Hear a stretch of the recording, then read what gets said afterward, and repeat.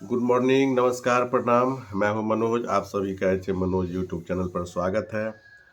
दोस्तों, अभी शिक्षा के क्षेत्र में बहुत बड़ा बदलाव हो रहा है और काफ़ी होने के संकेत प्राप्त हो रहे हैं। इसी कड़ी में कल जिला शिक्षा पदाधिकारी महोदय द्वारा सदर प्रखंड के प्रधानाध्यापकों के साथ एक बैठक की और बैठक में उन्होंने बहुत सारी बात होमवर्क के रूप में दिया और अपनी सारी बातों को स्पष्ट रूप से मीटिंग के बीच में रखा। और उसी कड़ी में जो प्रमुख बिंदु पर उन्होंने चर्चा की, उन्होंने विस्तार से चर्चा की। हम आपके सामने उसका संक्षिप्त रूप रखना चाहेंगे ताकि आपको विद्यालय संचालन में काफ़ी सहूलियत हो और कोई भी बिंदु छूटे नहीं। इस पर विस्तृत आपके पास भी समझ होना चाहिए, जानकारी होना चाहिए, ताकि हम सभी गुणवत्तापूर्ण शिक्षा देने में सक्षम हो और हमसे कहीं कोई भूल ना हो। सबसे पहले उन्होंने बताया कि टॉयलेट और परिसर की जो है साफ़ सफाई प्रायोरिटी के रूप में हम लोगों को देना है। अपने विद्यालय का जो परिसर हो उसे काफ़ी साफ़ सफाई रखें और जो टॉयलेट है उसको एक होमवर्क, एक टास्क के रूप में लेना है और प्रतिदिन आप अपने एफर्ट लगा करके, चाहे आपके पास जो संसाधन हो या अपने बुद्धि विवेक से, उसको एकदम साफ सुथरा रखना है, क्योंकि आने वाले दिन में विद्यालयों का निरीक्षण उच्चाधिकारी के द्वारा होना है। और उन्होंने साफ कहा कि अगर हम पर किसी तरह की परेशानी होगी तो वो परेशानी आप लोगों को झेलना ही पड़ेगा। हम तो किसी तरह बच के निकल जाएंगे, लेकिन आप लोग शायद बच के नहीं निकल पाएंगे। तो हम लोग थोड़ा सा इस बात को ख्याल रखेंगे कि टॉयलेट और परिसर जो होना चाहिए बिल्कुल साफ़ सुथरा होना चाहिए। दूसरी बात उन्होंने बताया कि कचरा का निस्तारण कर लेना है विद्यालयों में। प्रायः उन्होंने कहा कि हम जब भी निरीक्षण के क्रम में जाते हैं तो विद्यालयों में कचरा दिखाई पड़ता है, तो अब कम से कम विद्यालयों में किसी तरह का कचरा बर्दाश्त नहीं है। आपके पास अगर कचरा का भंडार है या बहुत ज़्यादा कचरा है तो एक सूची बना करके, एक इन्वेंट्री बना करके आप बीओ को सूचित करें और तत्काल उसको नीलामी के द्वारा आप कचरे का वहाँ से नीलामी करके वहाँ साफ़ सुथरा बिल्कुल रखें। उसके बाद तीसरी बात उन्होंने बताया कि विद्यालय विकास और रखरखाव मद में जो खास करके हाई स्कूल है, फुल फ्लेज्ड हाई स्कूल और अपग्रेडेड हाई स्कूल, उनके लिए जो विद्यालय विकास कोष होता है और छात्र कोष होता है, उस राशि को आप अपने सुविधा अनुसार आप अपने शिक्षकों के साथ बैठक करके, आप अपने विद्यालय प्रबंधन समिति के साथ बैठक करके, या जो एसएमडीसी हमारे विद्यालय में कार्यरत हैं उनके साथ बैठक करके एक आप अपना विकास के लिए एक एजेंडा तैयार कर लें और जो उपलब्ध राशि है उस राशि से विद्यालयों में खर्च किया जाए। और उन्होंने यहाँ तक कहा कि खाता शून्य होनी चाहिए, लेकिन किसी भी स्तर से विद्यालय में कोई कमी नहीं होना चाहिए।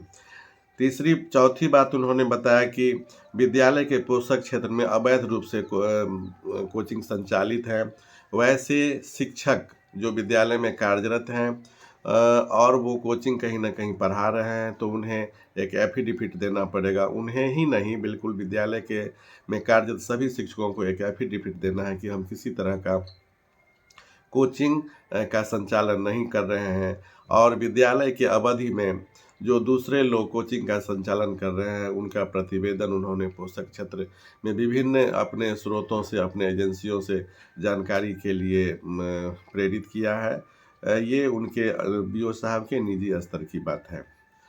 पांचवी बात, विद्यालय में अवैध रूप से लगातार गायब शिक्षक जो विगत 6 महीना से गायब हैं, एक आवेदन मात्र दे करके वो विद्यालय से गायब है, मेरी तबीयत खराब है, इस तरह का एक आवेदन उन्होंने दिया और आज तक विद्यालय में उपलब्ध नहीं हो पाए हैं। तो वैसे शिक्षकों की उन्होंने सूची मांगी है ताकि उन्हें जो है सेवा से बर्खास्त किया जा सके। विद्यालय में के वर्ग कक्ष में लॉग बुक का संधारण किया जाना है। लॉग बुक मीन्स हम लोग ये समझें कि हमें जो पढ़ाया जाना है उन बातों को हम एक कॉपी बना करके वर्ग कक्ष में रखेंगे और पढ़ाने से पूर्व हमें क्या पढ़ाना है, किन बिंदु को पढ़ाना है, उस पर लिख लेना है और उसी बिंदु के अनुरूप हमें विद्यालय में पढ़ाना है, ताकि अगर वर्ग कक्ष संचालन के दरमियान कोई भी अनुश्रवण के लिए वर्ग कक्ष में जाएं तो वो देखें कि आप क्या लिखे हैं और क्या पढ़ा रहे हैं। और उसमें उन्होंने स्पष्ट रूप से बोला है कि तत्काल विद्यालय प्रधान नियमित रूप से वर्ग में जो संचालन होता है, जो वर्ग में पढ़ाया जाता है, उसका मॉनिटरिंग करेंगे और उसमें जो आपकी टिप्पणी है, जो सुझाव के रूप में टिप्पणी है, पॉजिटिवली उनको कन्विंस करके अगर कहीं त्रुटि पाते हैं तो आप उसमें लिखेंगे। 7वां है कि विद्यालय प्रधान वर्ग कक्ष के दरमियान लॉग बुक पर तो टिप्पणी किया ही जाना है। और लैब की संचालन, जहाँ जहाँ भी हाई स्कूल संचालित हैं वहाँ लैब बिल्कुल स्पष्ट रूप से चलना चाहिए। जो फुल फ्लेज्ड हाई स्कूल है वहाँ तो लैब की भरपूर व्यवस्था है और वहाँ वर्ग कक्ष भी लैब के लिए स्पेशल क्लास है। लेकिन जो अपग्रेडेड है वहाँ कमरों की भी दिक्कत है और संसाधन भी उतनी नहीं है कि भरपूर मात्रा में लैब की सामग्री क्रय किया जाए और फिर संचालित किया जाए। तो उन्होंने स्पष्ट रूप से कहा कि आप अपनी बुद्धि विवेक से जो भी संसाधन आपके पास है उसमें कुछ ऐपरेटस, जहाँ कुछ राशि है वहाँ कुछ ऐपरेटस मंगा करके और बच्चों के बीच नियमित रूप से उसका प्रयोग करें। जो विज्ञान के शिक्षक हैं उनके द्वारा प्रयोग करवाया जाए और एक संचिका का भी संधारण किया जाए, एक रजिस्टर को संधारित किया जाए कि आज कितने बच्चों ने लैब किया और उन्हें क्या क्या बताया गया। तो ये बात उन्होंने स्पष्ट रूप से बताया। उसके बाद अगला बिंदु उन्होंने कहा कि बच्चों की उपस्थिति के लिए 75% उपस्थिति के लिए हम लोग प्रयास करेंगे। विद्यालयों में उपस्थिति बढ़ी है, बिल्कुल हर विद्यालयों की उपस्थिति बहुत अच्छी खासी है, लेकिन उनका लक्ष्य था कि 75% को हम लोगों को पार करना है और उसके लिए प्रत्येक प्रधानाध्यापक जो वर्ग शिक्षक हैं उनकी जवाबदेही निर्धारित करेंगे और उनके साथ उनको अगर कोई कठिनाई होती है तो प्रधानाध्यापक उनको मदद भी करेंगे और 75% उपस्थिति का लक्ष्य जो है हमें प्राप्त करना है, उससे आगे भी जाना है। अगर कहीं 50% से कम होता है तो ऐसे वर्ग शिक्षक और प्रधानाध्यापक के विरुद्ध हम लोग आगे की कार्रवाई करेंगे, लिखने के लिए बाध्य होंगे। विद्यालयों में जो हमारा हाई स्कूल है वहाँ इको क्लब, साइंस क्लब और मैथ क्लब का गठन किया जाना है और उसके क्रियान्वयन के लिए हमें लगातार प्रयास किया जाना है। एक रजिस्टर बना करके उसमें जो गठन करके और उसका नियमित बैठक किया जाना है। उसका कुछ एक इनोवेशन टाइप से किया जाना है कि आपका जो यूथ क्लब है, जो साइंस क्लब है, जो मैथ क्लब है, उन बच्चों के द्वारा कुछ अद्भुत, कुछ नया आपके सहयोग से अगर करता है तो वो आपकी उपलब्धि मानी जाएगी। इसलिए वहाँ इस तरह का जो क्लब है उसका निश्चित रूप से गठन कर लिया जाना है। अगला बिंदु उन्होंने फोकस किया कि जब भी हम निरीक्षण में जाते हैं तो 100% बच्चे हमारे पोशाक में नहीं होते हैं। तो उनका स्पष्ट कहना था कि इस तरह का हम पाए हैं कि कुछ 10%, 15% बच्चे बिना पोशाक में विद्यालय आते हैं। तो उन्हें 100% के लिए हम लोग वर्ग शिक्षक चेतना सत्र से लेकर के वर्ग संचालन के दरमियान बच्चों को हम प्रेरित करें और उन्हें समझावें कि सभी बच्चे हमारे विद्यालय में पोशाक के में आवें, जो स्कूल का ड्रेस है उसमें आवें। उसके बाद एक फोकस उन्होंने किया कि बच्चों को एक आई कार्ड भी आप उपलब्ध कराइए। जहाँ भी बच्चों को आई कार्ड नहीं दिया गया है वैसे विद्यालयों को खास करके कि ये बहुत बड़ी बात नहीं है, आप बच्चों को आई कार्ड उपलब्ध कराएंगे तो उसे एक अनुभूति महसूस होती है कि हम भी पब्लिक स्कूल की तरह अपना आई कार्ड लटका करके चलते हैं और हमारी पहचान है, तो काफ़ी अच्छा लगता है।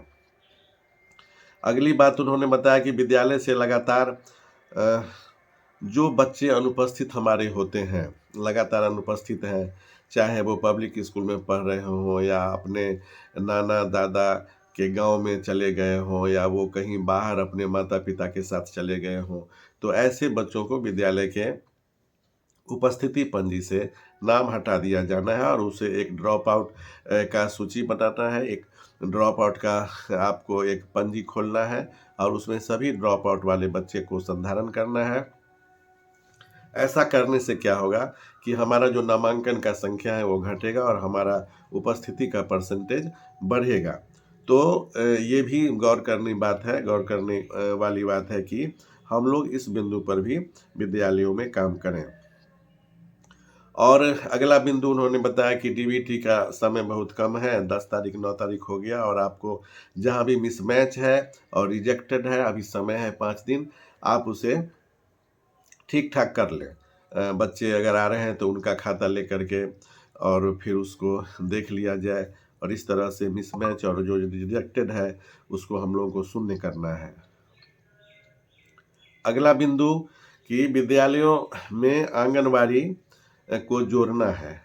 आंगनबाड़ी से लेकर के हाई स्कूल तक या प्लस 2 तक के जो बच्चे हैं, एक ही जगह शिक्षा लेंगे। ऐसा व्यवस्था जहाँ पर पर्याप्त कमरा का व्यवस्था है, जहाँ इंफ्रास्ट्रक्चर है, उसके लिए तो माकूल है। और जहाँ बच्चे कम हैं और बड़ कक्ष ज़्यादा हैं, तो वैसे विद्यालय एक कमरा आंगनबाड़ी को देंगे और ताकि बच्चे वहाँ आकर के आंगनबाड़ी का आपके विद्यालय में पढ़ेंगे, ऐसा उनका सोच था। और जहाँ बड़ कक्ष का अभाव है और वहाँ मतलब तो देना है नहीं, चूँकि बच्चे को बैठने के लिए कम जगह है। शिक्षक छात्र और जो शिक्षक है उसके रेशियो में जो बड़ कक्ष होना चाहिए, अगर उससे कहीं ज़्यादा बड़ कक्ष है तो निश्चित रूप से आंगनबाड़ी को विद्यालय से जोड़ें। उन्होंने अगला बिंदु लाइब्रेरी के संचालन के लिए बताया कि बच्चों को नियमित रूप से आप जो है पुस्तक दें बच्चों को, पढ़ने के लिए आप 2 दिन, 4 दिन, 5 दिन के लिए बच्चों को पुस्तक दें लाइब्रेरी में और उसका एक संचिका आप एक पंजी पर संधारण करें, कितने बच्चों के आपने लाइब्रेरी से पुस्तक दी है।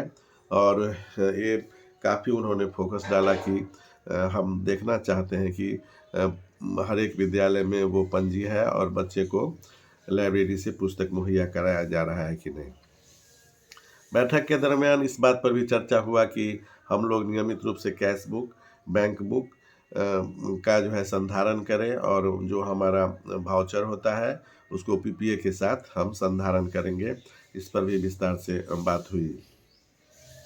स्पोर्ट्स का सामान जो हमारे विद्यालय में है, वो बक्सा में बंद नहीं रहना चाहिए, वो कार्टून में बंद नहीं रहना चाहिए।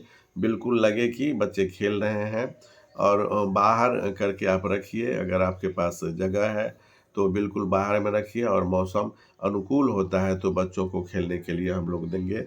चूँकि शनिवार को जो बैगलेस डे होता है, उन दिन काफ़ी खेल की सामग्री का महत्व बढ़ जाता है और हम लोग खेल के सामग्री का उस दिन काफ़ी उपयोग करते हैं।